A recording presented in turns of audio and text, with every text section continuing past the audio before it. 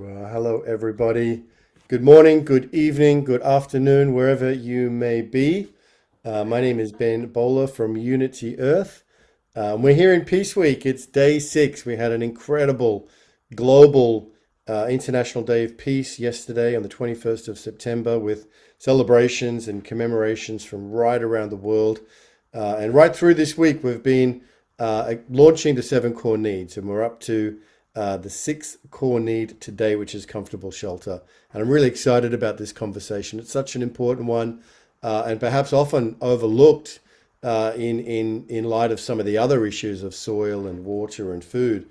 But of course, comfortable shelter is something we all kind of take a little, well, many of us take for granted. So very excited to dive into this conversation with our panel of experts today and find out about what's evolving, what's emerging, what are the challenges and what are the opportunities in this space as we talk about the core need and guaranteeing access for all humanity and all of life, all the animals as well, for this core need of comfortable shelter. So let me just welcome you first, Kelly Hart, Mark Lakeman, Ousmane Pame, and Shelley Ostroff. Welcome to Peace Week. Mhm. Now, I'm going to take a moment just to read some of the incredible work that's being done by our panelists today in their bios here, and I think there is some really extraordinary um, work that's been done over the years. Kelly Hart has had a lifelong interest in building and has worked in construction professionally. After producing a video program titled "A Sampler of Alternative Homes Approaching Sustainable Architecture," Kelly decided to build his own home using the earth bag technique, which was featured in that program. While he built this home, he produced Building with Bags, How We Made Our Experimental Earth Bag Papercrete House, which chronicles his adventures of building this house, shows other earth bag houses as well. He's written 2 books about earth bag building, one he self-published and the other for New Society Publishing. In 2001, 20 years ago, Kelly established greenhomebuilding.com, which focuses on all aspects of sustainable architecture and natural building and has become a legacy site. 2005, Kelly created dreamgreenhomes.com, which provides both stock and custom design plans for residential green homes from a variety of professional architects and designers. 2007, earthbagbuilding.com was conceived, written and organized by Kelly and Dr. Owen Geiger in an effort to bring the concept of earth bag building to the broadest possible audience. Then Kelly and Owen established Natural Building Blog, which is committed to providing free information that will improve people's lives in a sustainable and affordable manner. So Kelly, we're going to start with you. What's your kind of opening framing of today's subject, and what are some of the things that you're kind of deep into at the moment? Well, all my life, I've personally been builder, working with my hands. My father was a carpenter, and I helped him in his workshop as I grew up. I worked as a carpenter and a remodeler and designer and on many, many projects over time. I have an equal interest in communication with a variety of media. I worked as a photographer. I have worked as an animator. I actually have a US patent on a process for making animated movies. And I evolved into filmmaking and video making. So I've been a producer of media of that sort for a very long time. And as was mentioned, I've written several books, and I have created these various websites that are mostly dedicated towards sustainable architecture. So I have a mix of interests, and they coalesce in towards natural building and towards sustainable building. So I continue to do that. And in the last few years, some of my physical effort has gone into being a wood sculptor, an artist. And I've created quite a few works of sculpture. And in the last couple of years, I decided to make a sculpted tiny home to create an environment that was a sculptural artistic reality that you could actually live in. And in order to do that, I rehabilitated a very old travel trailer and made it into a comfortable piece of art. So I sold that, and now I've been working on another one because I enjoyed it so much. So along with my online activities, which occupy a fair amount of my time, I mix that with my physical interests as well, and that way I try to keep healthy and mentally and physically fit as I approach my 79th birthday shortly.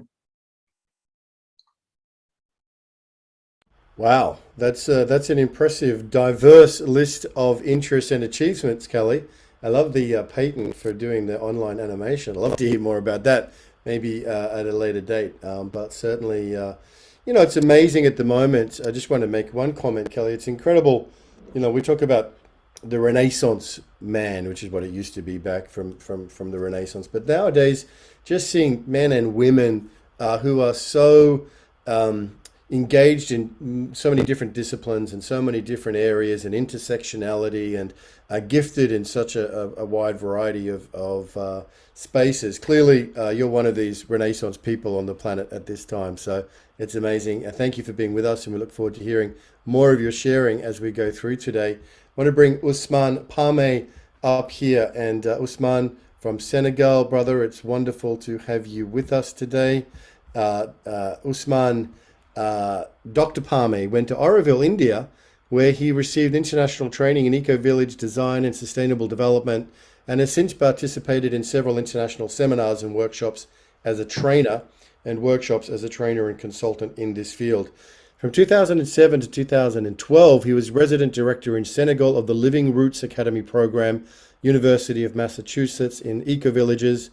This international program present in the United States, Scotland, India, Israel, and Costa Rica allowed him to better understand the philosophy, principles, and practices of eco-villages in different regions of the globe. In April 2009, Dr. Pame was elected as the first mayor of the young commune of Guéde Chantier, where he undertook a program to transform his community into an eco-commune. In December 2012, Dr. Pame was elected in Sikkim, Egypt, as president of the Global Eco-Village Network in Africa. He is a member of the International Council of Eco-Villages.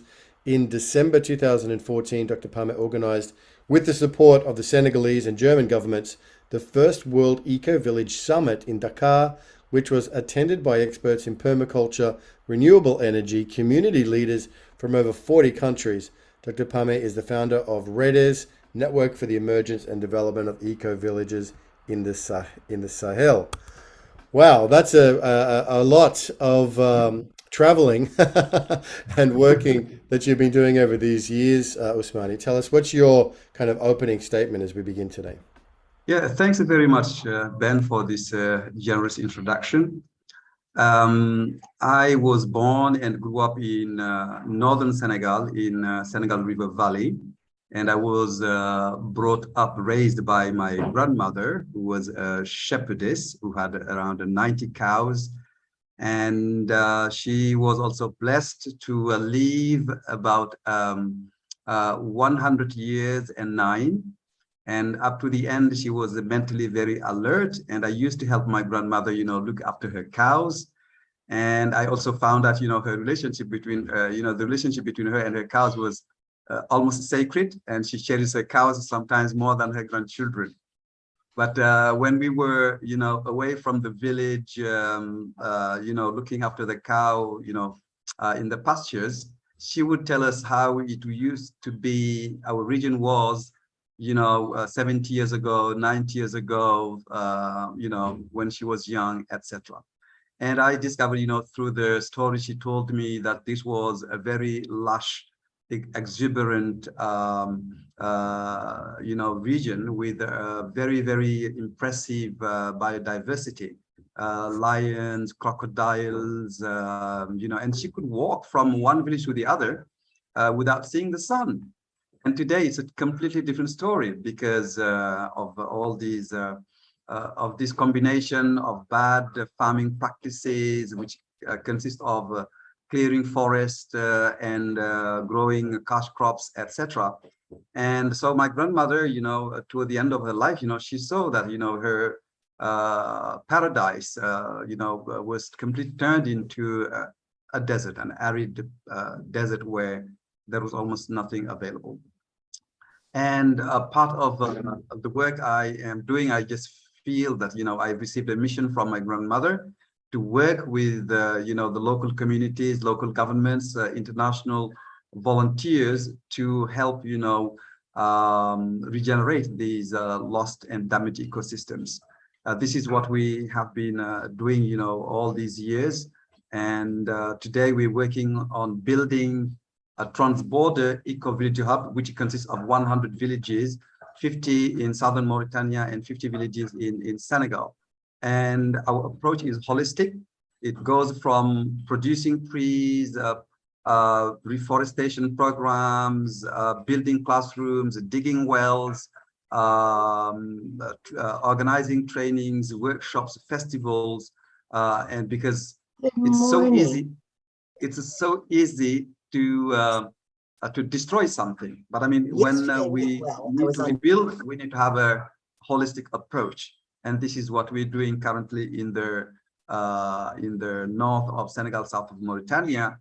And also I was, in my country, Senegal, we were blessed enough also to have, the first president of our country was a poet.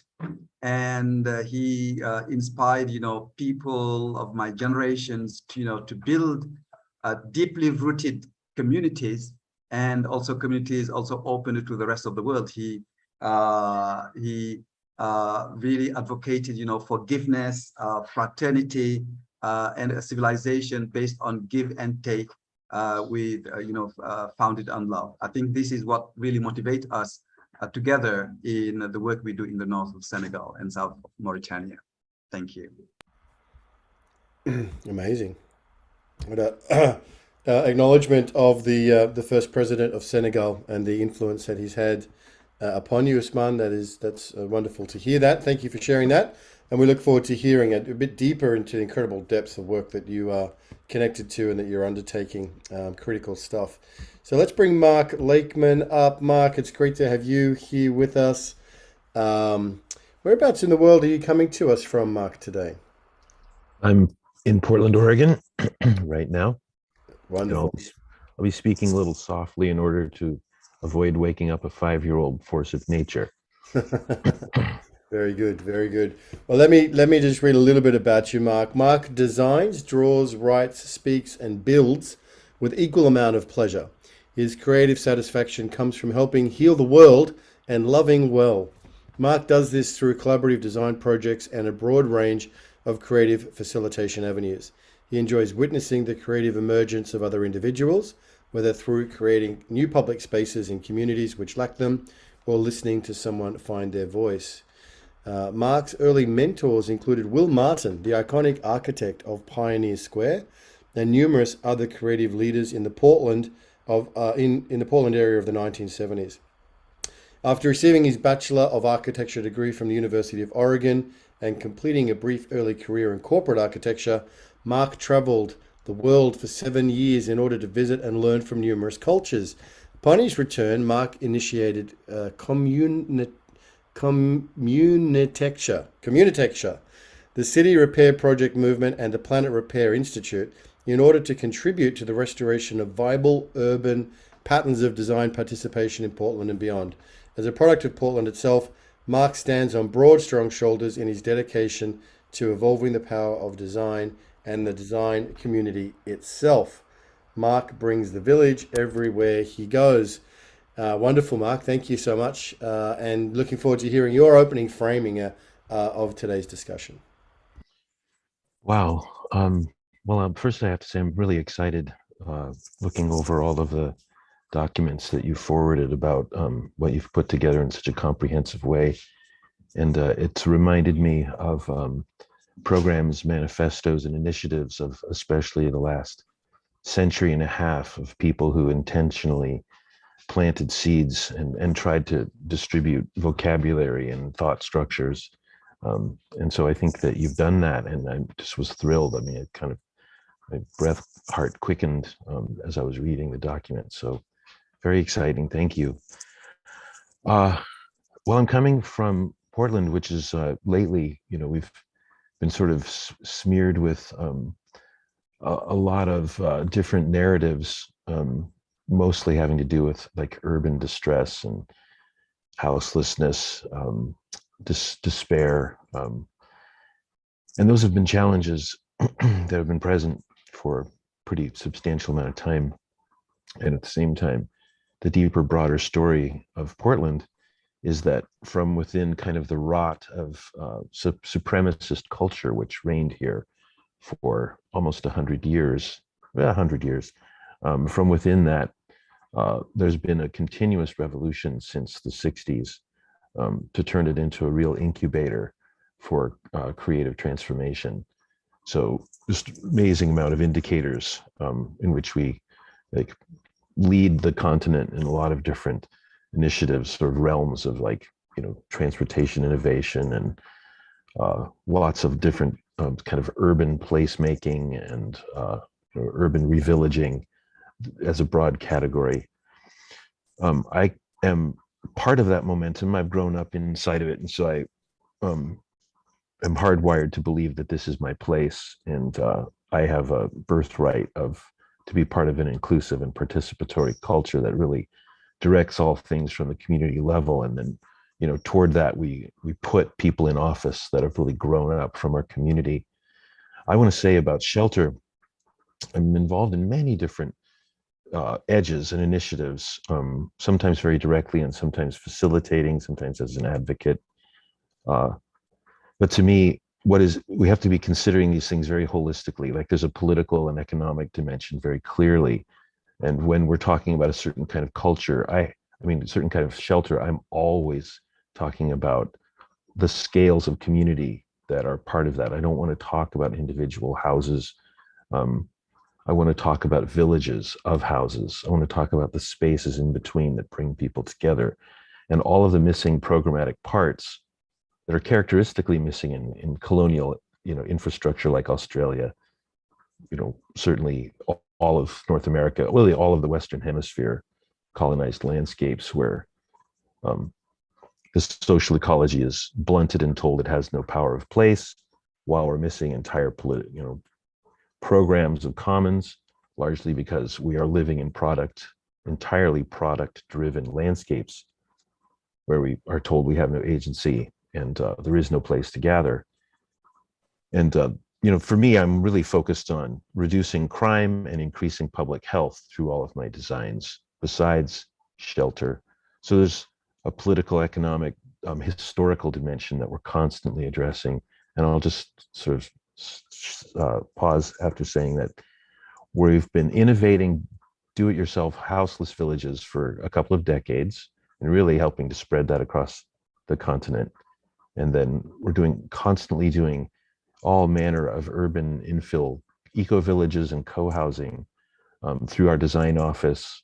And also just like once we create models, then we're publicizing them and talking about them and speaking about them to get them to replicate in very diverse and unique ways in different niches in different cities and towns and states and such.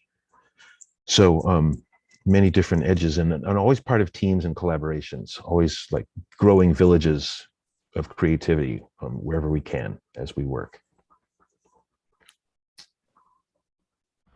Beautiful, Mark. Great opening, and we see you're connected to so much that's going on.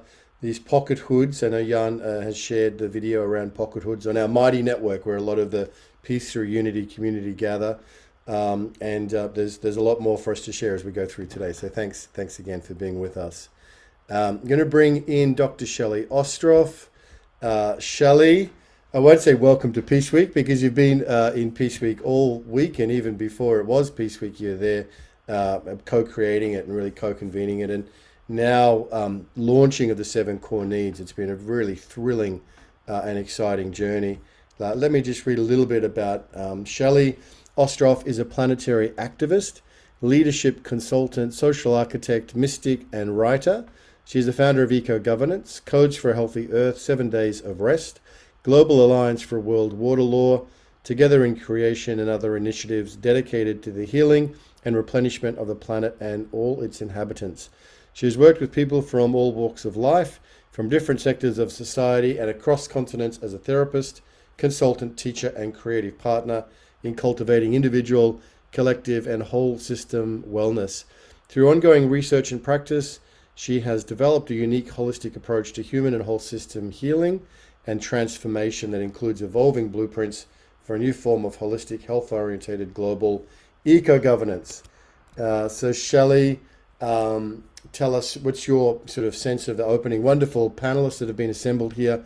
What's your sense of the subject today? Thank you, Ben, and thank you to everybody here. It's so heartwarming to hear the work that you've been invested in, and it's such a pleasure to be on this panel with you. I come less from an experience of direct house building in the ways that you do and community building, but much more over the last 10 years, very preoccupied and very much exploring what we are doing to our collective home, to our collective shelter, and from a very whole system healing approach, looking at what we can do differently in order to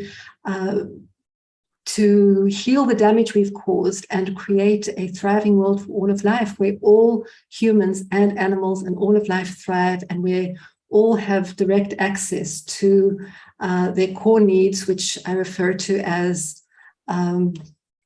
living soil, healthy water, vitalizing food, fresh, clean air, comfortable shelter, physical and emotional safety, and the conditions needed to manifest our unique potential. And exploring how can we self-organize as a species around these core needs and around the primary tasks of eco-governance. So my work over the last years has been to bring through this framework, which offers very distilled codes and organizing principles for people-led, community-led self-organization, which builds on the extraordinary work that many, many are doing around the world, and asks, how do we come together? How do we collaborate? How do we allow the whole to see the whole, and to have a collective compass, a clear vision, clear organizing principles that can bring our diverse solutions into coherence? And so part of the work is to offer this in diverse partnerships, and with this initiative being partnered now with Peace Week through the collaboration with Ben and others. So it's a delight to be offering this initiative, the hashtag 7 Core Needs here, and to be seeding it together with you as we bring the consciousness, the awareness of what it means to take into account all beings and all of life when we think about how we build our homes, and on an individual and collective level. So thank you. Beautiful, Shelley. Yeah, it's been an amazing 6 days now of really exploring, launching the 7 core needs, and just the way that everything is so interrelated has been really beautiful. Obviously, it's a very challenging time in so many different ways, and yet there is so much beauty and optimism, hope, and wondrous creativity that is shining forth. So let's get into some of the things that are emerging. We'll bring all of our panelists up here at once just to sort of kick this next section off. So this next section, Kelly, you're going to kick off with you. We're asking the question, what would be your optimal local to global strategy for ensuring the guaranteed access of all humans and animals to comfortable shelter? So what are you seeing, or what do you think is the best local, community, regional, and even towards a more global picture solutions for this, essential core need of comfortable shelter? Well, to guarantee both humans and all other animals access to comfortable shelter, would require a massive change of human consciousness. Since humanity has altered global ecosystems so radically over the last few centuries, leading to the current climate changes and loss of habitat and species diversity, we have the responsibility to reverse this trend. We must embrace a new ethos of compassion towards all life and learn to live with and accommodate the needs of every living being. We simply cannot continue our exploitation of planetary resources solely for our own benefit. We need to evolve a mindset of sharing and a loving attitude towards all beings on Earth. This means modifying the way we look at the way we use energy and other resources to fuel our transportation, industry, agriculture, and shelter. Specific to ecologically providing comfortable shelter for humans, I have formulated a list of a dozen factors to consider.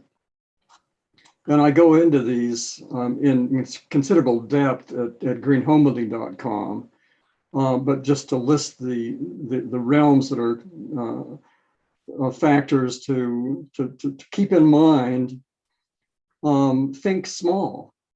In other words, if you're planning to build something or create a shelter, consider the smallest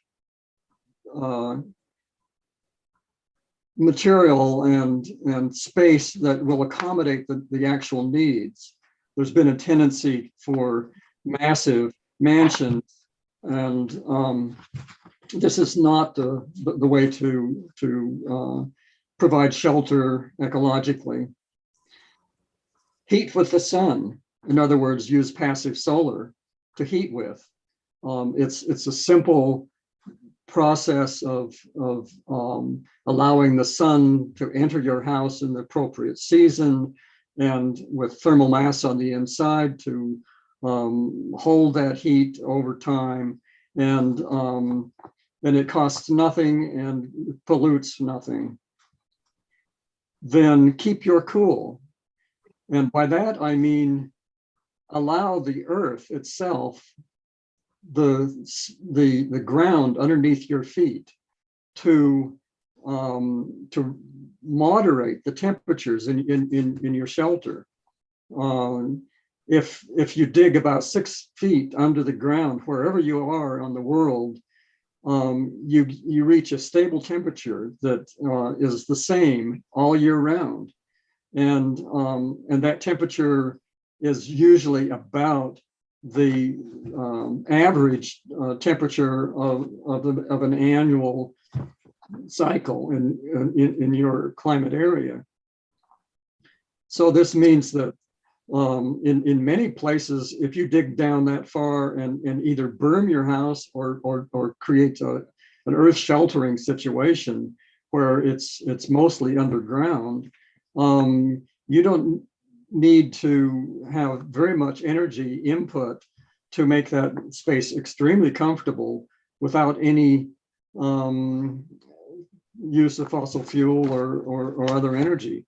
So that's a major consideration, especially as we go further into this seeming process of global warming, because as things get hotter, people are going to want to keep cooler, and going underground is a good way to do it. Use renewable energy. That means, work with solar voltaic cells, with wind energy, with any other methodology that evolves for creating clean electricity and other fuel. So I also recommend conserving water, because water is an essential resource and it's diminishing in the world, and we need to conserve it in all ways possible. Then I would suggest using local materials. Don't rely on materials that have to be transported from some other region. The local materials look good because they fit that environment. and they are more appropriate for that locality. Then I would say use natural materials as well. Using natural materials will minimize the amount of embodied carbon that is in many industrial building materials these days. I also suggest saving our forests. In other words, don't indiscriminately cut trees and make lumber and build with lumber, thinking that it's a renewable resource, which it is in a sense, but so much of the lumber that's used these days is not harvested ecologically. So pay attention to that. Another tenet is build to last. Have a mentality of designing and building for the long term. And that has not been the mindset in many building environments, especially in the United States. And then another aspect of this is grow and store your own food. And this can be accomplished to some extent within your living environment. You can create a growing space that can also help heat your home, and you can create a naturally cooled pantry where you can store that food. So that's an essential aspect of human life that can be accommodated through shelter to some extent. And then my last point is to share facilities. I know that some of you have been talking about eco-villages and other modes of community, and I highly support this. I think that sharing of facilities is an excellent way to minimize our resource use and to evolve community. So I think I've covered what I intended to cover, and I'll pass it on to someone else. Thank you, Kelly. That's wonderful. Very, very practical and practical advice and wisdom there that you've shared with us. Those 11 points or so. Was there 11 in the end? I think we captured all of them. There's a dozen.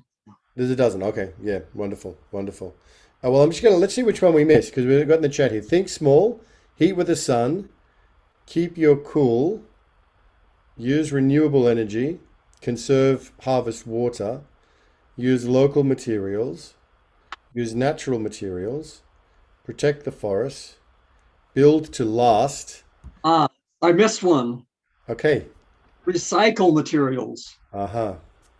Yes, use recycled materials wherever possible, so that they don't just go to the landfill. Why not build with recycled materials? I do it all the time. Beautiful. Beautiful. Thank you so much, Kelly. Thanks for sharing that. 12 points to really help guide us in this conversation for guidance for assuring the core needs of comfortable shelter are met for everybody. And I think that's some very great wisdom there, Kelly. Thank you for that. Let's go to you, Ousmane, and hear from you about your solutions, your optimal local to global solutions for this particular core need.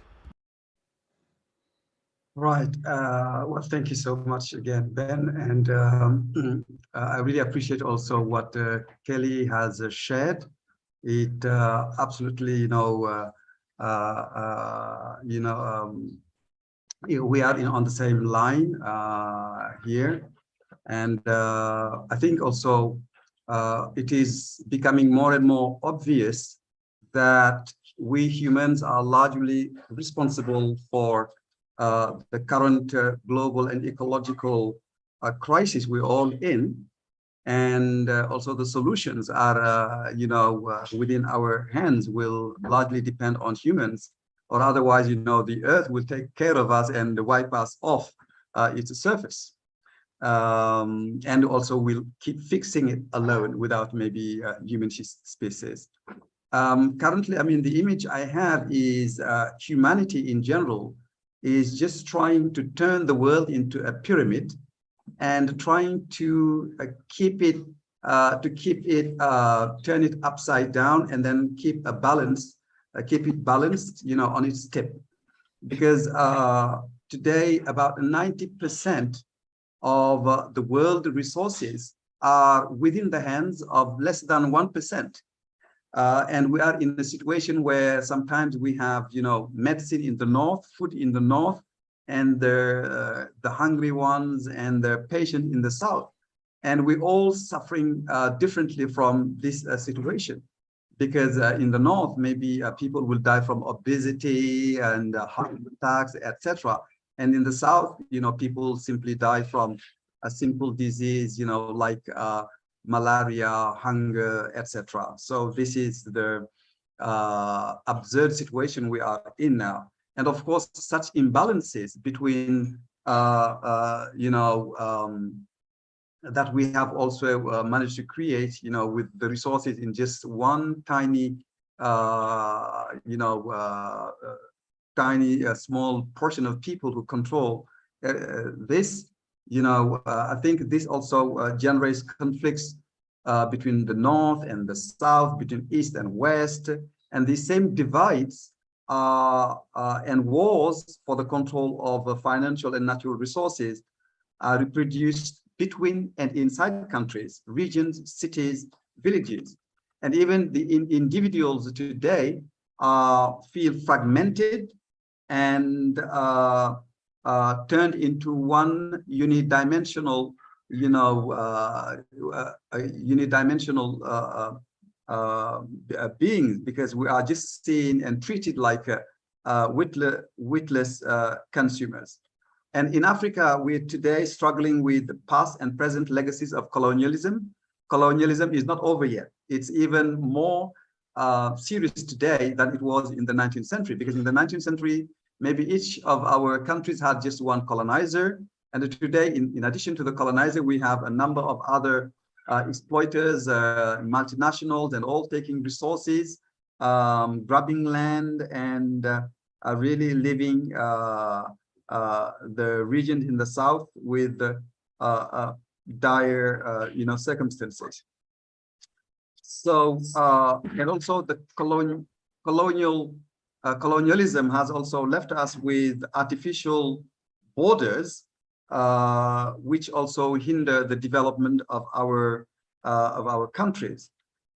Traditional and cultural entities have been broken, turned in against each other, and the old policy of divide and rule is still valid today.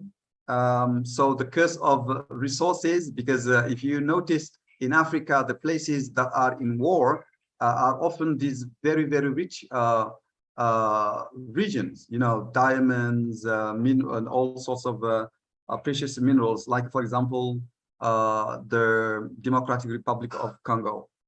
And today, still today, I mean, though we have a flag and then we were officially, you know, declared independent, France still controls the currency of 13 countries in West Africa. This money is printed in a small village in France. Though France has guaranteed it, we cannot, you know, use this money outside Africa, which is just like a monopoly money. And also for France to guarantee this, the currencies here, we have to place, deposit 50% of our gold reserves in France. And this is not really acceptable as a situation. And in addition to, you know, all this colonial exploitation, I mean, land grabbing, overfishing, overconsumption are now common practices in Africa. And forests are disappearing, ecosystems are being damaged, and we pretend also to be surprised by the mass impoverishment and mass movement of people this situation generates. So today, Europe and many of the Western countries are turning into fortresses, building walls. But I mean, these walls will not stop people from moving. I think what will stop people from moving is really making the world a little bit more just and sharing, these natural resources. I think also this is not really a war between the North and the South.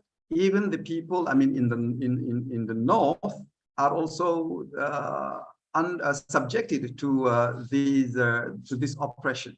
I don't think Europeans and Western in general are happier than Africans, because the same dark forces that oppress us here are also operating in the North. So for us, to reinvent, our world, I think it's important to change our paradigms.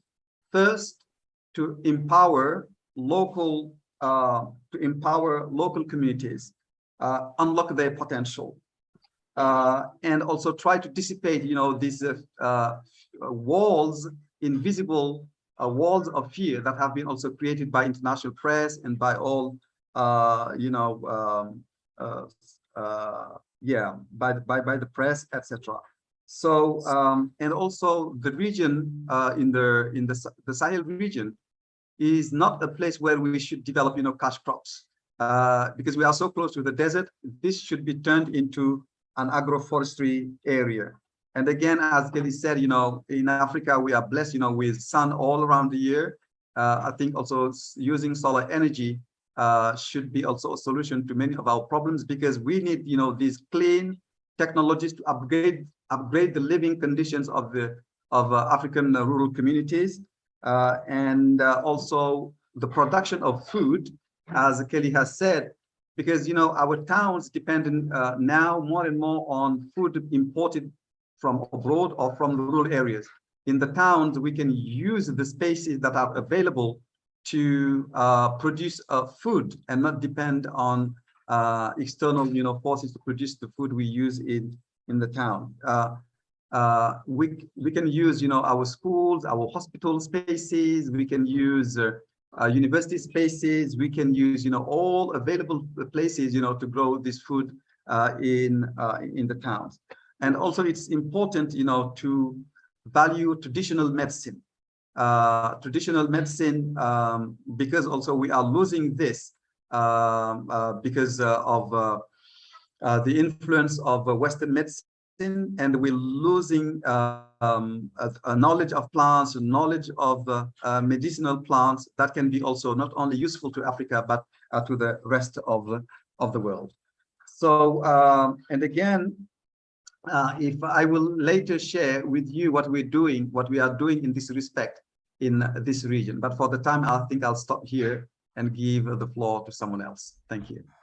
Well, thank you. Thank you, Ousmane. What a powerful share. And I know you hit on a number of points that were very salient and resonant for everybody in this conversation. So thank you for that brilliant summary. And we look forward to hearing further inspired solutions and pathways forward as we navigate through these challenging terrain. So, Mark, building upon the excellent sharing of Kelly and Ousmane so far, and also bringing in your own unique perspective to this question of these local, community, even global solutions. What is it that you're seeing or connected to that you think is offering effective pathways forward?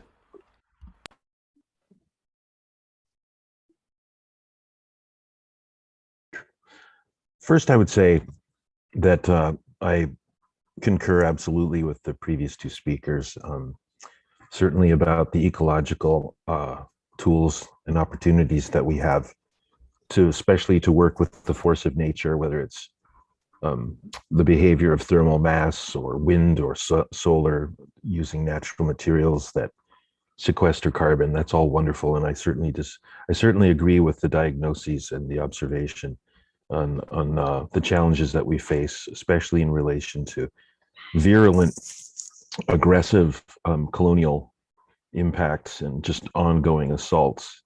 I think it's important to have this framework constantly in mind, that the empire is constantly attacking all diverse forms of human habitat, especially represented by place-based communities living at human scale. And most of the time in this culture, we call them villages. And not pretending that anything is especially ideal and perfect, but to constantly try to learn from diverse circumstances and history, but to have this larger framework. I tend to think of the empire as being represented by a square framework. I don't hate squares, but it tends to be that empires do impose gigantic gridded frameworks over vast landscapes and then force people to live within boxes, square lots within the structures of colonialism, into separated, individuated cells. And then we are all kind of conscripted through the structure of the systems we live in to spend our whole lives just paying for those rectangles. You know, I'm talking about a mortgage, which also translates into death grip. There's a lot of things about the systems that we live in that we don't understand. And so I think part of the answer to your question is that we're in an ongoing educational and re-educational project.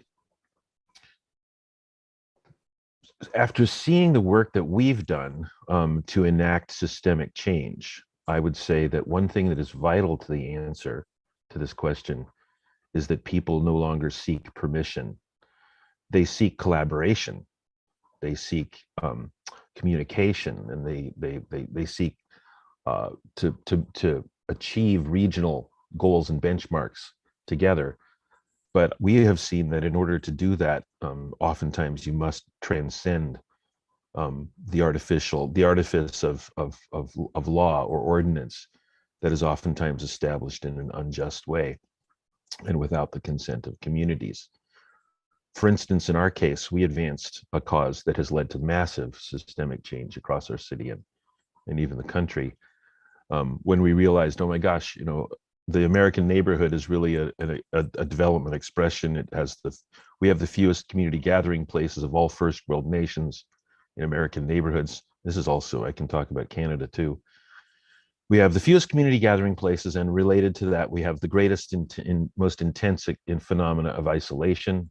We have the highest related incidence of violence and the lowest public health indicators of all. So we don't live in villages. Americans have to fly across the ocean to visit a place where people actually have power of place, and they actually have a kind of you might call it a democratic integration of living and working. So, you know, about this educational project, Americans just get in their car at the start of the day and transit across the landscape, always to work for someone else. Very few of us realizing that we actually live in home zones, and we have to go to work zones in order to make the money to pay for the home zone that we rarely even get to occupy, except at the end of the day. So we live in this giant imposed system that we really haven't created. We work for it, we constantly serve it, you know, we contribute to it with our energy, and we pay our mortgages dutifully, but we scarcely understand it. So for us, our project really began with a street insurrection in which we said, oh my God, we see that we are living in a neighborhood of 15,000 people with not one single public square. No wonder we haven't been speaking the whole time. We're really more analogous to a graveyard, you know, where everyone's organized in really the same way, and they're not talking either. As opposed to a village that we really dream of. And we looked at villages from around the world, and we could see this dense saturation. What I'm talking about is catalyzing. I mean, I am talking about shelter, but I'm also talking about catalyzing people. For us, catalyzing awareness and motivation meant occupying public space with creative, joyous, epiphanous expressions. So we painted the street. We built all these interactive features on the corners that mocked up the best villages in the world with these like dynamic functions of places to eat and share and learn and create and express. And all of it was illegal. And the city bureaucracy came along and said, you can't do that, because after all, that's public space, so no one can use it. And we were like, amazing. Do you hear what you just said? What a crazy thing. Anyway, the mayor saw what we did, and she saw that we were meeting all of these regional goals and benchmarks. And it was swiftly legalized unanimously by the city council to do all across the city within a short period of time, all permits for restoring, I'm talking about transforming street intersections directly into public squares. We persuaded the city council to unanimously support an ordinance that was enacted that's allowing people to transform intersections and streets all over the city into public squares through this amazing expression of what 21st century culture has become, that embraces ecology and diversity and this broad expression of values. So the city is being transformed into all of these ecological expressions, and using, of course, natural materials and plant-based materials, very permaculture informed, and all of it driven through participation and local power. But we had to occupy our own birthright. We had to ask ourselves, do we even have a birthright? Is part of that the power of place, to actually come out of our homes, and as we did for thousands of years before cars existed, actually have power in that space, where the space between us, the streets, actually should be bringing us together? And we said yes. And so then we broke the law, and then we instantly changed the law. When I say instantly, within a week, the city lawyer was drafting up the new ordinance that enabled this to happen. And this has been replicating 1,000 times across the city of Portland, and in hundreds, literally more of the cities than we even know at this point, where it's being enacted as well. So it's a systemic counterattack on the colonial infrastructure of the grid that regiments, isolates, stratifies, compartmentalizes the people. Okay, so within that, I have to say about housing, all hands on deck, every single possible idea. The thing is, yes to almost every initiative. When it comes to houseless communities, which, I said earlier, we're working on eco-villages and all manner of co-housing, both large and small little infill things. We have absolutely changed the ordinances of the city. The lid has been pulled off. There's no restraint on the number of families that can occupy a single family zone. Single family houses have been outlawed in all cities across the state. In any town or city over 10,000 people, you must have multifamily housing. And they're starting to look like villages with all forms of commons. We're trying to localize living and working with an expanded program within these little infill villages that we're designing. We have many of them underway in our own office, and the offices across the city are very busy with these kinds of initiatives. And it helps to have an urban growth boundary that really forces us to constantly reinvest in the existing infrastructure of the city. But I'll close just by saying, my favorite project is working with homeless people, or I should say houseless people, to create villages by and for themselves. And the reason I'm excited about it is, first of all, getting people off the street, some of whom are getting raped multiple times a night, is a crisis that should not even allow us to be able to sleep anywhere. Like, we have to address this right now. No more negotiation or theorizing or studying the issue. It just, these DIY models are, when you have few resources and you have lots of people, even if you had a lot of resources, the best model would be to engage people in solving their own problems and meeting their own needs in order to help them grow themselves in a collaborative way. So that's the model. That's the essential model, socially, physically, operationally. But the truth is that these villages, the first one was 22, 23 years ago, have inspired replication in many other cities. So that's exciting. That's part of the answer to your question about growing things. You create intentional models that address things in a very intentional, systemic way. And I'm not just talking about shelter. I'm talking about the way that you engage, so that you change the bureaucrats, so that you inspire the politicians to become the advocates, to then change their systems, not only in your city, but to start become resources for other cities. Our Department of Transportation has become the Department of Transformation for the cities across the United States and in Canada, where people are just turning to us and saying, what in the world are you doing? I mean, the Obama administration was funding the transformation of streets into intersections as a way of engaging youth gangs that were murdering each other. And everywhere they had murdered someone, they would go and transform the streets where that had happened. And that was a thing that was a story that was never told in the national media, but that was happening, especially here. The last thing I'll say about these houseless villages, they're not like plastic bags blowing in the breeze. Like the very first wave of these was featuring 7 straw clay buildings built in 10 days through a gigantic barn raising initiative. The whole village was built with no budget. It was just alchemizing the stuff from the waste stream And the ecology of Portland, social ecology of Portland, really came to support this, bringing tools and resources and mentorship. And in the end, the police are sitting there monitoring this thing.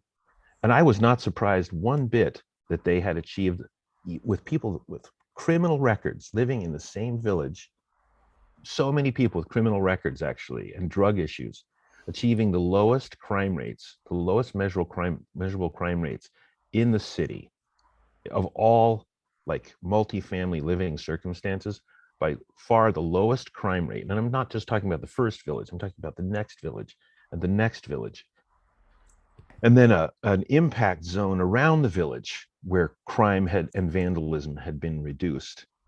And the rates of participation and the rates of voting, the highest in all the city, and also measurably the lowest possible carbon footprint. We knew this would happen because we were bringing living and working back. They were becoming a place-based village once again. And it was the first and only kind of geomorphic village, as opposed to some development expression, in all the city, since colonization had destroyed the indigenous villages that used to work that way. So this is the final thing I'll say. What does the world look like when people have power with each other right where they live to problem solve and create culture through meeting their own needs? Like, that's the essential human question of all time. That's what underpins our dream of every eco-village. Like, I think that, that's ultimately the answer, but the answer is not to be found all at once. There will be a transitional phase, multiple initiatives, tons of mess, lots of mistakes, but big visions being articulated all the time to help us know which way we're going. And that's the last thing I'll say. Oh, Mark, bravo. Amazing. Thank you for your your optimism and inspiration and the creativity. And I love the the ability to affect change by changing locally, and then that being reproduced and picked up by other communities and other places. Really wonderful sort of framing and layout of our conversation today, Mark. Thank you so much. So let's bring Shelley in, because I know that much of this will be resonating enormously with you, Shelley. I loved by the way, Mark, I loved your ideas, your presentations of the squares and the rectangles as a kind of the shape of the empire and the imposition. It certainly resonates deeply, I think, with so many, and actually goes to what Ousmane was talking about as well, that it's not just the global south that's been oppressed, if you like, or dominated, but there is even subtly, or perhaps not subtly in some cases, we all are living under the thumb of that oppression globally. So very rich conversation here, Shelley. I know that so much of this resonates so powerfully with your work in eco-governance and the 7 core needs, which inspired our conversation today. So let's hear from you about your anything you want to share about what's been said so far, and also your own take on this particular core need of comfortable shelter. So what an inspiring conversation to build on, because as we can see, there are these extraordinary solutions, these extraordinary initiatives around the world, and they are happening everywhere. And our commitment, Jan and my own commitment as stewards of eco-governance, is to bring these to the forefront. And building on, I think it's hard to begin to talk about comfortable shelter without addressing the issue of colonialism and those grids and those squares and that which has separated us. And to begin with shelter is to restore right relationship with the concept of home and our planetary home. It's such a fundamental mind shift, which requires us to put into question everything that we've learned about what home is and how our home relates to the home of other humans and other species and the watersheds and the forests. And with this colonialist mindset, as we've heard, we've developed these walls of separation. So the walls of our shelter have become impermeable, and we've developed walls between us and the other. And the walls don't breathe anymore. And sometimes you find buildings without any windows and with artificial plants in them, which shows just how disconnected our concept is of what home really is and how we are looking after our own personal home at the expense of. We have been conditioned to think about our home with concepts of property ownership. And so one of the fundamental things that need to shift is the concept of land ownership. Because if we are colluding with the concept of land ownership, that you can have property and you are able to do what you want on your property, this is such a fundamental violation of the way in which nature works. So are we willing to step forward and to go with what Marx says and challenge the laws and the claims to land of certain people over others? It's absolutely absurd that millions and millions of people are without house.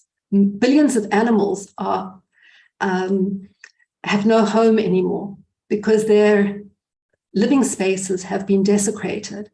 And yet there are a few people who are owning vast amounts of land, spraying it with chemicals and destroying it, cutting down forests because they own it. So the colonialist algorithm has come into our personal homes and into the way in which we also think about our own bodies as home.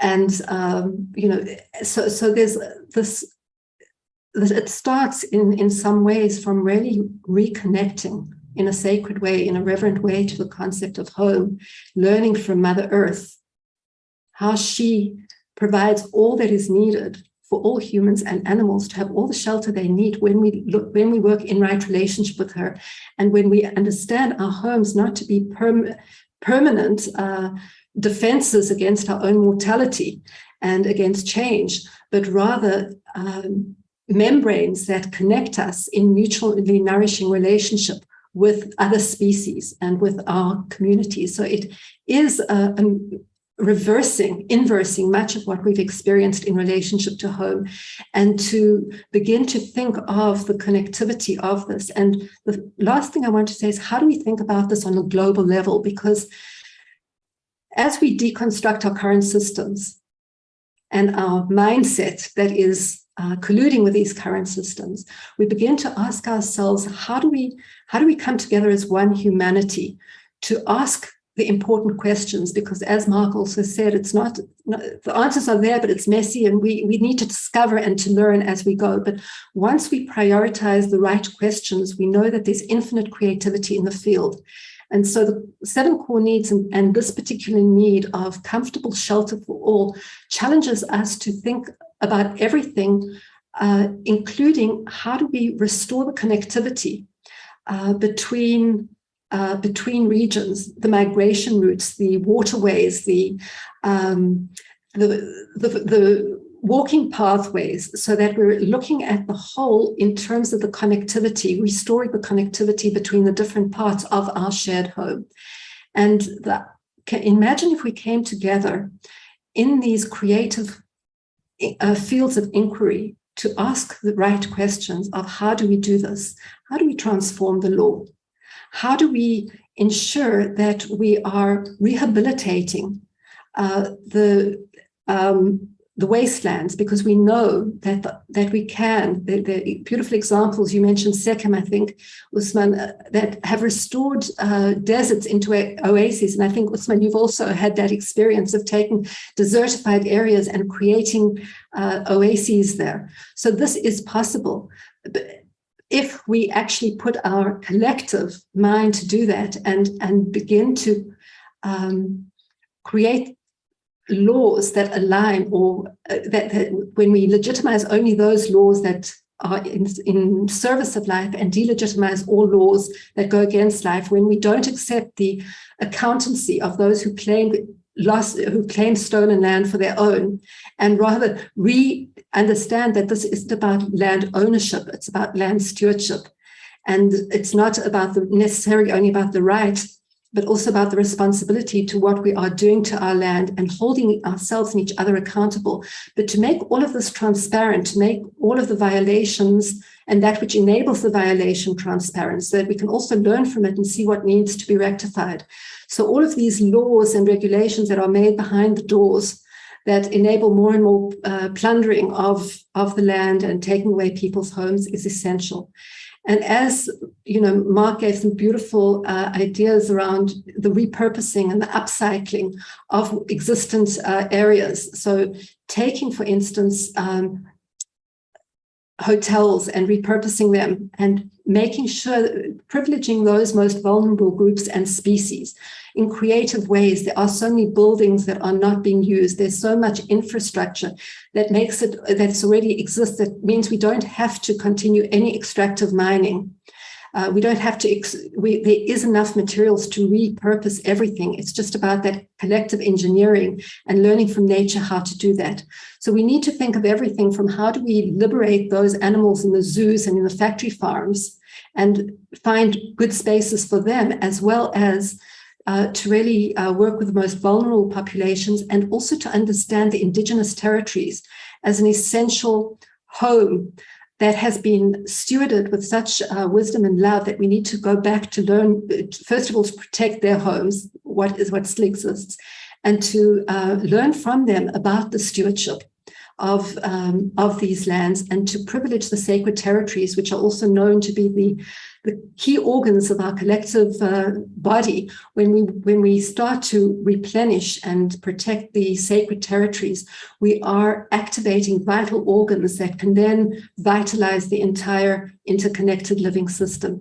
So these are some of the ideas I'd like to put out now, and with deep gratitude to everything that you've already shared, and Kelly's, all these very practical ideas that we have that can be implemented on the most personal home level to the, and now we get to scale it out to the global, and to say, how do we bring together and get that overview of the whole, to see what lands are available to and give groups who are looking to heal the land the opportunities to take those desert areas and to give them the tools and the resources, and to encourage these population groups who are homeless to have land and to be able to really create the oases that they can when given the right conditions.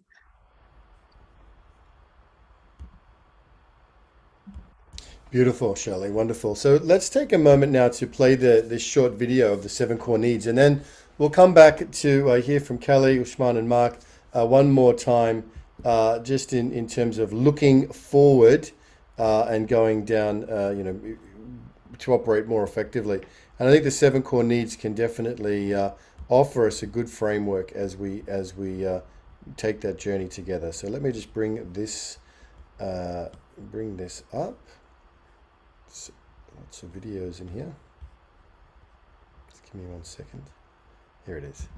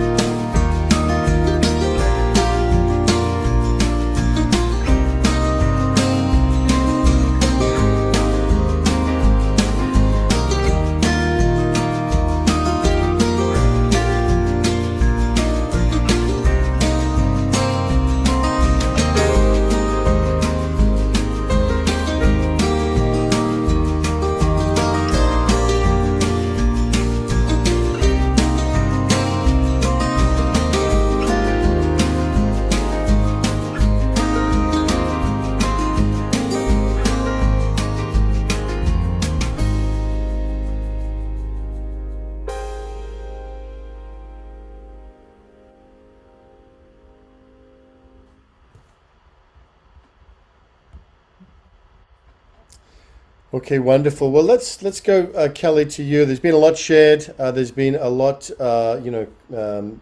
of wisdom and insight and understanding kind of spoken about over the last hour or so.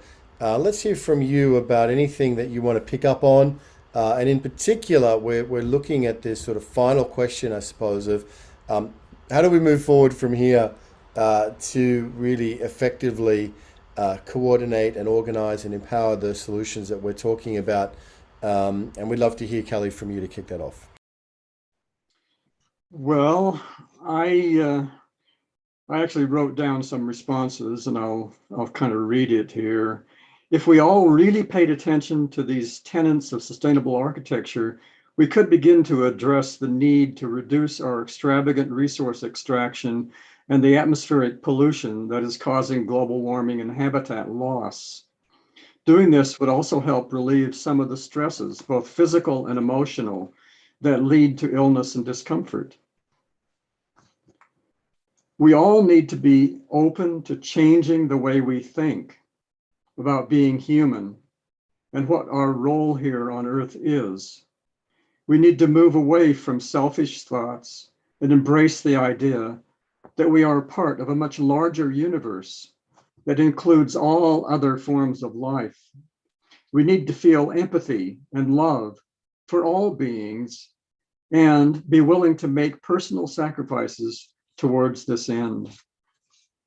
So that's my thoughts of going forward. I love that. I love that.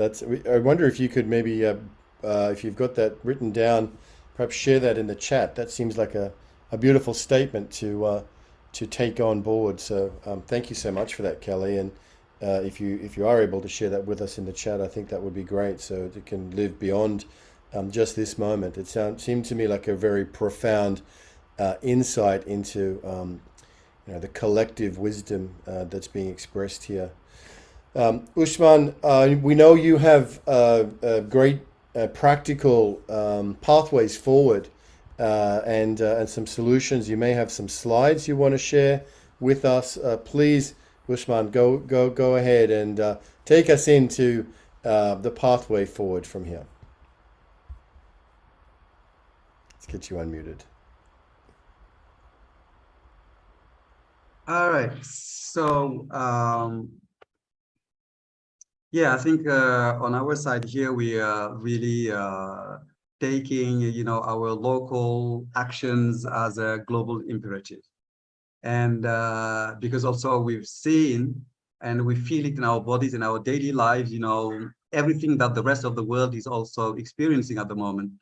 Desertification, cycles of floods and droughts, the heat waves. Sometimes, in my part of the world, we reach easily 48 degrees Celsius in May and 40 degrees in London this summer. All these wild forest fires in California and in Europe, etc. I think so. Globally, we're all feeling this. It's no longer just the talk of scientists or the few people across the world. And in the middle of all this, I think there's so much rhetoric, more rhetoric than action. Especially at the UN, at the national and the local government. So we really need to be more action oriented. So this is my region, the Sahel region, which is the epicenter of climate change. Very short rainy season, 2 months, and a long 10 months of droughts. And also farmers are sort of lost because they don't know when to sow, when to harvest, etc. And we have frequently, sandstorms like this. You can't even see your fingers when, we have such, sandstorms. And many young people move to city areas. And right now we have exceptional floodings in Dakar here. And of course, with lots of destructions. This is the place here in the north of Senegal where we are growing our own food forest. And then you will see how the changes that we have achieved. And of course, all this creates, mass impoverishment and unemployment and a loss of movements and also conflicts between farmers and herders. In '89, Senegal and Mauritania almost went to war because of these conflicts between farmers and the herders. And also, the IMF and the World Bank and all these international, institutions that impose, the structural adjustment policies on us aggravated also the crisis, because these measures, said that we could not invest in agriculture, invest in health, education, in all these so-called non-profit, sectors. So in my village, which was also created in the 30s by the French to experiment irrigated agriculture, at some point, we felt our land was dead. It was not producing much, and we were more and more caught between, big bank loans and very poor yield. So, and I was also very honored to be the first mayor of this village from 2009 2014. And of course, one of the things we started doing, which does not do not require a lot of money, is cleaning the village, because plastics are all over Senegal, and especially in the urban cities all over. So cleaning this village, I think this really started, changing the mindset of the village, and then organizing the youth into eco sentinels, eco guards, also doing lots of community work. And one of my prides is also this abandoned colonial building. We cleaned it and then we transformed it into a modern, fresh center, to turn it into an environmental center. And also a number of other activities going on, organizing the youth to work the land, regenerate the land, create, genetic resource centers where we produce seeds, local seeds, and create local also, really to support the farms in the village. And of course, lots of also meetings with the local, authorities, national authorities. This gentleman here was the Minister of Environment. And of course, with all the success of our initiative, we also invited very often the press to share this around the region. And then while we were also implementing this project in the village, in my village, we were also extending it to surrounding villages. And REDES, which is my organization, which is the French acronym for Network for Eco-Village Emergence and Development in the Sahel, is an outcome of this process. So it was just necessary to create this so that we can include more villages around. And today we are working with villages in southern Mauritania and villages in northern Senegal to create a transborder eco-village hub. And we are conducting these changes through education, research, and international service learning programs, and also a number of green projects. So, and the mission is really to revitalize rural villages of the Sahel by addressing, the global challenges of climate change and desertification. So we envision a place that will become green again, where abundance is and peace is enjoyed by all of us together. Yes, and our projects, include our programs are holistic. In addition to our service learning programs, we've got we build classrooms, we educate also communities. We have tree productions, water, ecology, health, culture, and this transborder I've just mentioned. I will come back to this later. And this is also the context, the disastrous context we're working in West Africa, and probably this is also the case in all of Africa. Modern piracy, our resources, sea resources are just taken away, mining, and also Chinese are dumping low quality products and then knocking many people out of businesses. And also, again, I mentioned these artificial wars that are meant fueled in the Sahel region. Smuggling of drugs, weapons, trafficking, all this is happening. So in about, in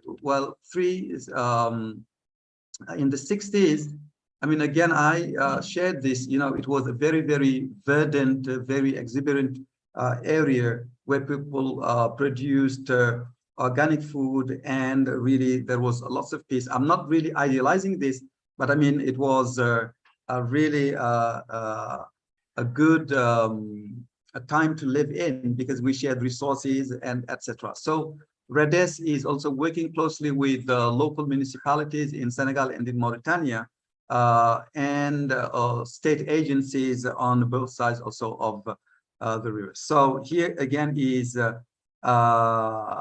some of the initiatives in my own village, trainings, community discussions, fish farming, and also eco-villages are not just about planting trees, but it's also about introducing, you know, modern technologies also to upgrade the living conditions of the people. And here we introduced, for example, we extended the water distribution system in the village. And our totally unexpected result was, because this freed the young girls from the daily occupations of providing water to their families. So they had free time, they can go to school. I think everything is just connected in a living world.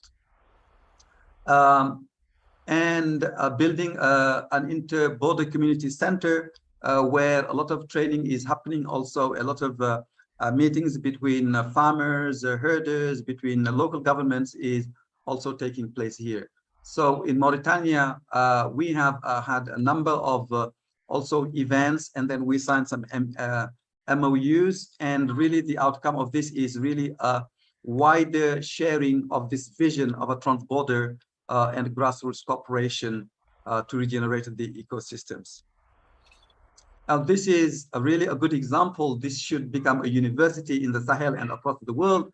This is Loboudou village in Mauritania, 900 inhabitants. And then around the mid-90s, it was a desert village like any of the Sahel villages. And then after a series of discussion, they agreed to give a part of their land and let it regenerate to become a real forest. And here, in 10 years, this has become a real dense forest, and it has become a sanctuary for animals, boars, bees, and a number of other animals you can find. And it is a natural barrier from the sea storms. And because also this is close to a river, all the nutrients from the river feed the fish, and the fish is become abundant. And all year round, there's food for the people, for animals, and then also the youth stays in the village because there are some income generating activities and other opportunities. And then we are using this also as an engine to transform also the other surrounding villages. And of course, we work mainly for and with women and children in this region. And look at this here. This is the area where in 2018 there was almost nothing, and then gradually, you know, through the work and then the support of students, international volunteers, local volunteers, this will grow. This is really changing into a much greener space. This is our emerging food forest. It's really beautiful. And then now we've seen some bees are coming back, some rodents are coming back. And then maybe as also this grows into a real forest, then, you know, bigger animals will also come back. This is one of also the important projects we have been developing in the past 17 months, production of trees. So 225,000 trees have been produced and distributed to surrounding villages, family orchards, and community orchards. And this is really what also makes me very, very proud of the work we're doing in this area. So we were able to reach, you know, this also because we developed also secondary tree nursery schools sites in the villages, in the surrounding villages. Okay, practical organic teachings, creating orchards for the villages, organizing food processing, also workshops for women with the support of Damanhur from Italy and Los Portales from Spain. The creation of orchards. Also, one of the main strategy is to use theater in this region as a transformation tool, because not many people can read and write. And and we use a theater to raise awareness about children's nutrition problems, human rights, environmental, etc. And this here is a picture of during our eco-village, workshops, and we asked the elders to show us how the forest was, 50 years ago. And these are standing tall trees, animals, etc. And then this starts also discussions in the during the workshops. Creating also schools, because many of the schools are like this in these rural areas. And then we manage also to build schools, 13 of them, with very low budgets, because we get local volunteers also help with the work. Culture, it's important really at during this globalization era, so the local people to feel proud of their local culture. We are also aware that not all our traditions are excellent. We have got good traditions, bad traditions, but I mean, the idea is really to select the best ones and manage them also with the best, technologies to upgrade the living conditions of the areas. Health systems, etc. All this, and the REDES is now developing a very vibrant network of alliances around the world. And so I'll stop here, not to take too much of your time. Thank you so much for listening. Oh, Ousmane, incredible, absolutely extraordinary. You said you are proud of your work, and you should be very, very proud of that. And amazing to be doing so many different activities, so uplifting and so brilliantly executed. Congratulations to you, and thank you for sharing that. And we look forward to an ongoing connection with the extraordinary work that you are doing there on the ground. So let's hear from you, Mark. Just we can go a little bit over time if that's okay, just a few minutes. But Mark, we want to hear from you about this pathway forward collectively. What a beautiful presentations we've heard from everybody, from Kelly, from Ousmane, from Mark, from Shelley. But Mark, tell us about your kind of closing statement. All right. I'd like to share an image to help illustrate. Let's see. Come on now.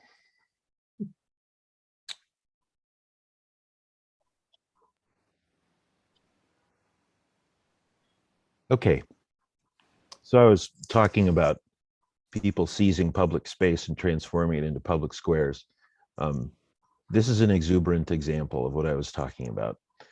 So way forward, we clearly can't wait for permission, and we can't wait for politicians to become enlightened and to allocate sufficient budget. In fact, in my view, the part of kind of the trick of capitalization or capitalism is a kind of, it comes with a scarcity mentality, and it also comes with systems that regulate and control.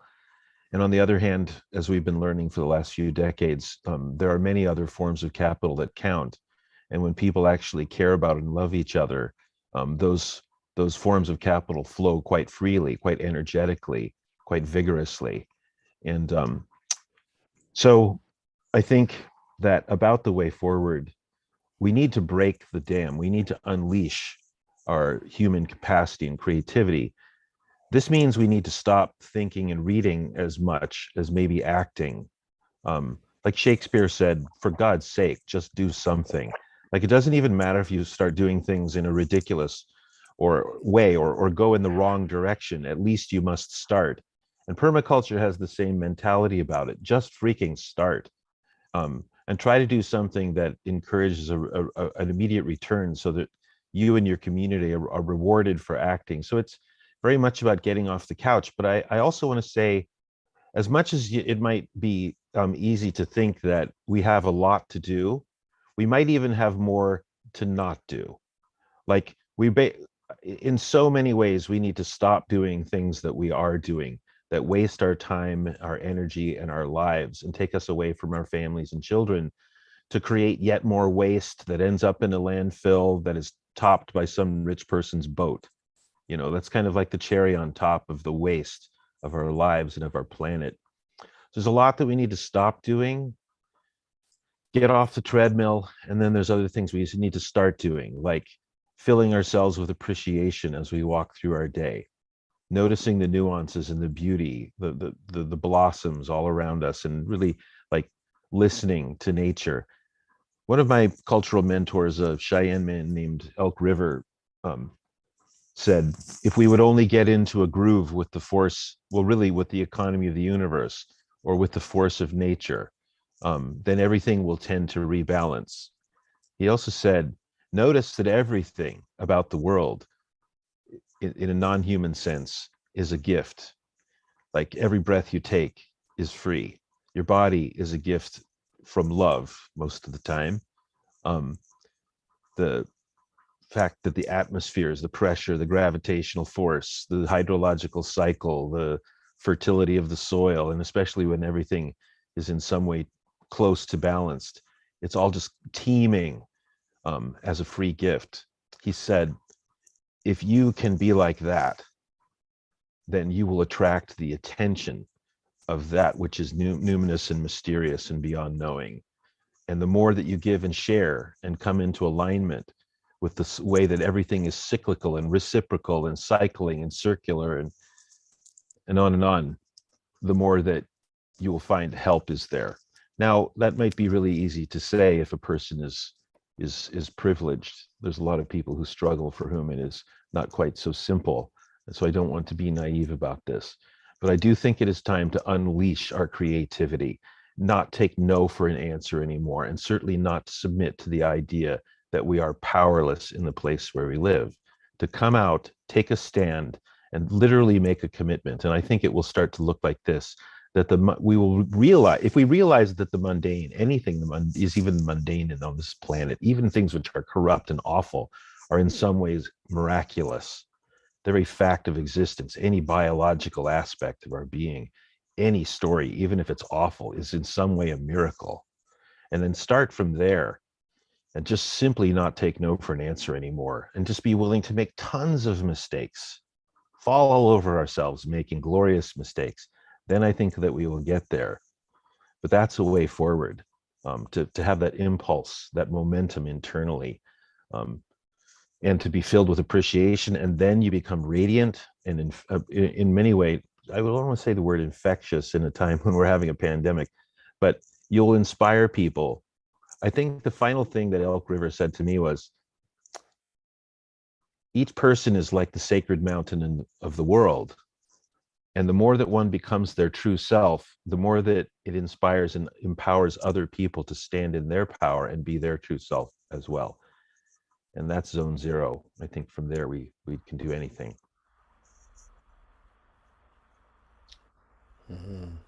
Zone zero. What an amazing, just incredible reflections we've had, Shelley. Jan's really the architect of today's panel. We might want to hear after Shelley just closing words from you, Jan. But isn't it amazing? It doesn't matter what issue we discuss or go in through this, what portal we go into, it ends up in that ultimate conversation anyway, which is whether we go in through water or food or soil or air or shelter, we end up talking about, this totality. And just really want to deeply honor everyone who shared here today.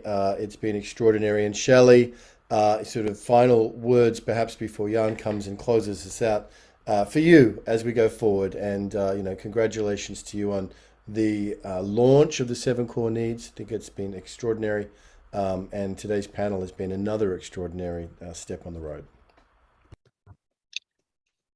So thank you, everybody. I think this is a real manifestation of that intention of the 7 Core Needs, is to unleash this incredible wisdom and creativity into the field as much as we can.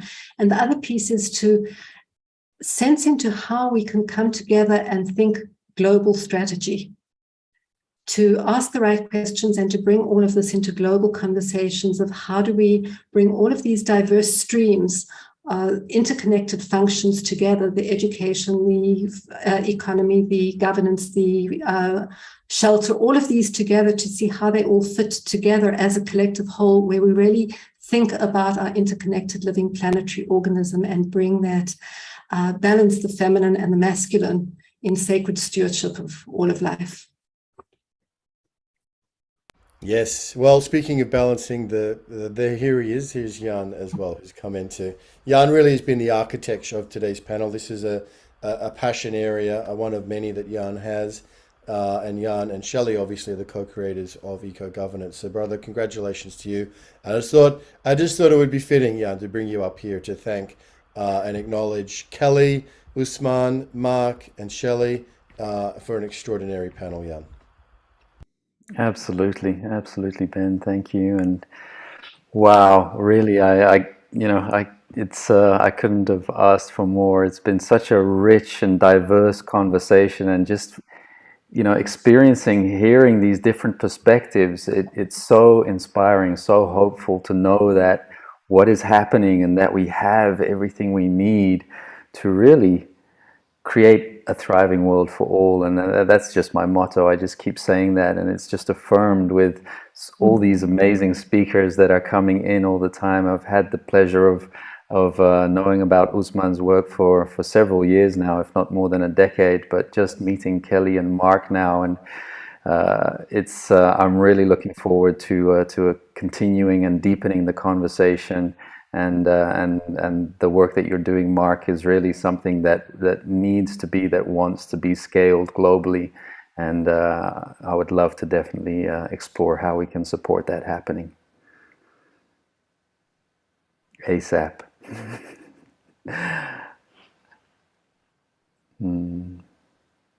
As yours, Ousmane, as well. I mean, regreening the desert, it's that has got to be the epitome of regeneration.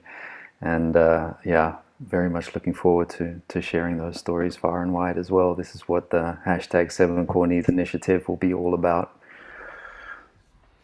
Blessings. So perhaps we'll just finish with one of the final comment that Kelly had put in the chat here, which I think is so magnificent and sums up so much. She said, "We all need to be open to changing the way we think about being human and what our role here on Earth is. We need to move away from selfish thoughts and embrace the idea that we are part of a much larger universe that includes all other forms of life. We need to feel empathy and love for all beings and be willing to make personal sacrifices towards this end." Well, thank you. Thank you for being with us. Thank you, Kelly. Thank you, Ousmane. Thank you, Mark. Thank you, Shelley. And thank you, Jan. This has been wonderful. We'll see you on